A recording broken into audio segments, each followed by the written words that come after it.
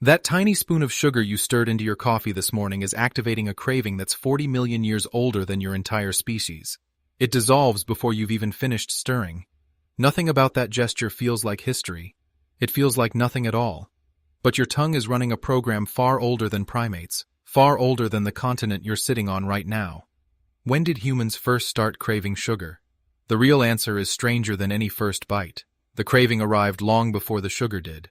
Picture a forest that no longer exists, northern Egypt, more than 30 million years ago, thick and wet instead of desert. Somewhere in that canopy, a small early primate is choosing what to eat. Hard nuts and seeds, protected by shells requiring real effort, or soft, ripe fruit, handing over sugar almost instantly. In a world with no stored food and no guaranteed meal tomorrow, this choice represented two very different survival strategies.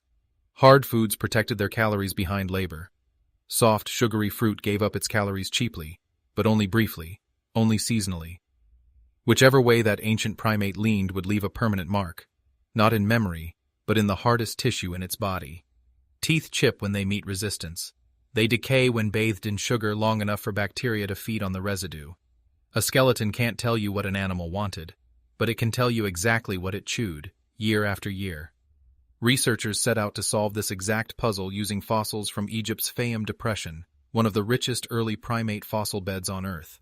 A team led by dental anthropologist Ian Towle examined 421 fossilized teeth from 5 different genera of early anthropoids, the ancestors of every monkey and ape alive today, humans included. They looked for 2 things: chips, suggesting hard food, and cavities, strongly linked to soft, sugar-rich fruit. The results were almost lopsided.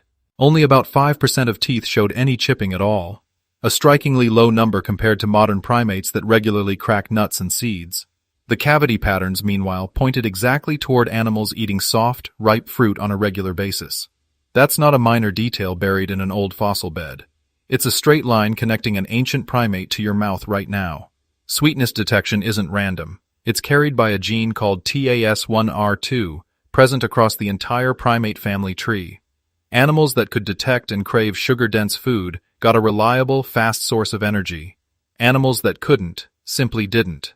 Here's where it gets genuinely counterintuitive. We imagine our ancestors as tough, meat-focused survivors, with sugar as a modern layer on top. The fossil evidence suggests something closer to the reverse. Soft, sugary fruit may have been the foundational diet all along. The taste for sugar isn't a modern indulgence bolted onto a disciplined ancient body. It's one of the oldest instincts that body has. None of this means early primates lived some kind of endless fruit buffet. Fruiting seasons were unpredictable and fiercely competitive. Trees, birds, insects, and other primates all chased the same narrow window before fruit peaked and rotted. An animal with a strong drive towards sweetness had a real edge, provided it could find the fruit fast enough, often enough. That pressure didn't disappear when our own lineage split off millions of years later. It simply changed shape.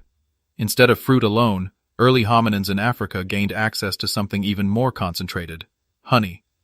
Getting it meant confronting one of nature's more dangerous exchanges: pure sugar guarded by thousands of insects willing to defend it violently. We don't have direct evidence of the very first person who robbed a wild hive, but we do have something remarkable. A cave painting in eastern Spain, at a site called Cueva de la Araña, shows a figure climbing toward a wild bee nest, widely considered the oldest surviving depiction of humans deliberately gathering honey anywhere in the world. Its exact age is debated, estimated somewhere between 6,000 and 10,000 years old. But the scene itself needs no argument.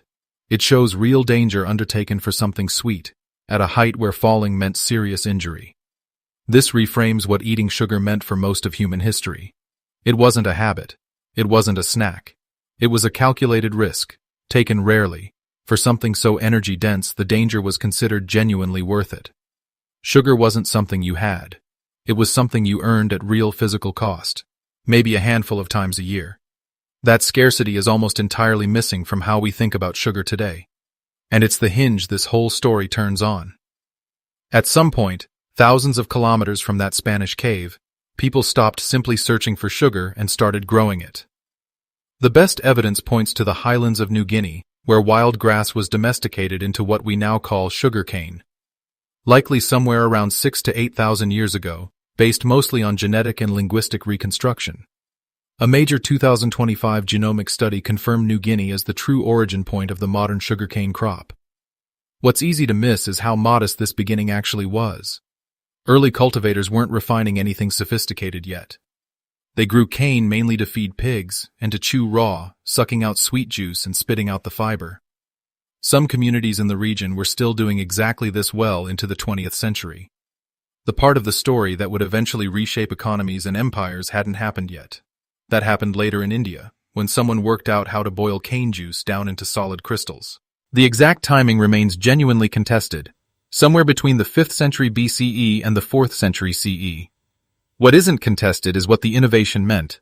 A liquid that spoiled quickly became a solid, storable, tradable commodity. In Sanskrit, this new substance was called sharkara, meaning grit or gravel, the very root of the word sugar itself. From India, this knowledge spread outward along trade and diplomatic routes across Asia. Sailors carried it toward southern China by around 500 BCE.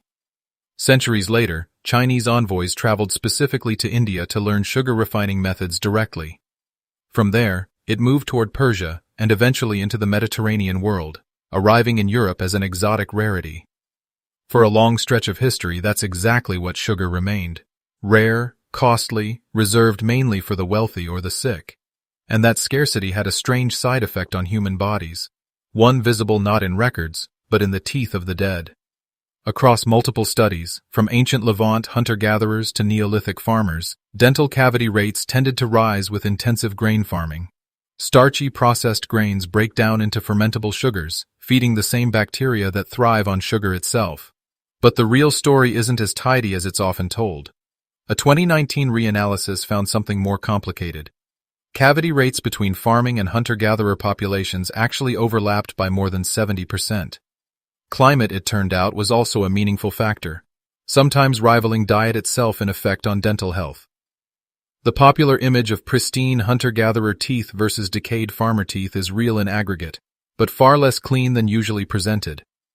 So if farming alone didn't cause the dramatic decline in oral health we associate with modern life, what actually did? The answer comes from an unusually elegant piece of research involving ancient dental plaque. In 2013, geneticist Christina Adler examined hardened plaque from 34 skeletons spanning 7,500 years of European history.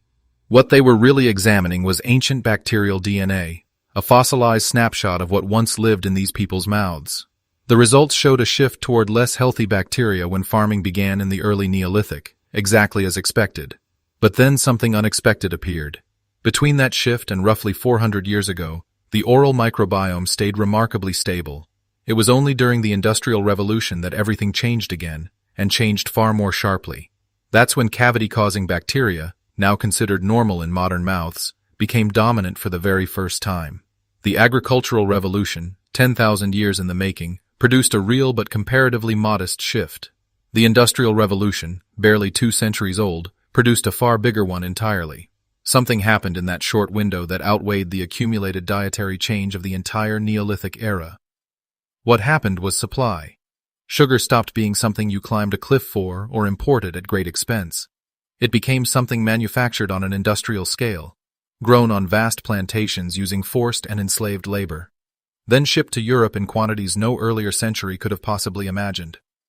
Anthropologist Sidney Mintz documented the scale of this shift with one jarring statistic. British per capita sugar consumption rose from roughly 4 pounds a year in 1700 to 18 pounds a year in 1800. A fourfold increase within a single century, driven by an economic system built on human suffering few consumers ever saw. That is the real rupture in this story. Not an ancient primate tasting fruit, not a Bronze Age climb toward a wild hive, not even the invention of crystallized sugar in ancient India. The rupture is barely 200 years old. The moment an ancient, deeply conserved craving, inherited across tens of millions of years, was finally handed unlimited supply. Your body was never built for that supply. It was built for scarcity, for a world where sweetness meant a lucky find of ripe fruit, or a dangerous climb toward a guarded hive. A handful of times a year at most. The craving is ancient. The abundance is entirely new. Almost everything about how sugar affects you now comes from that fundamental mismatch. The cavities. The cravings that feel bottomless, the sense that you can never quite get enough. not from some flaw in your willpower or weakness in your character. Which brings you back to the spoon.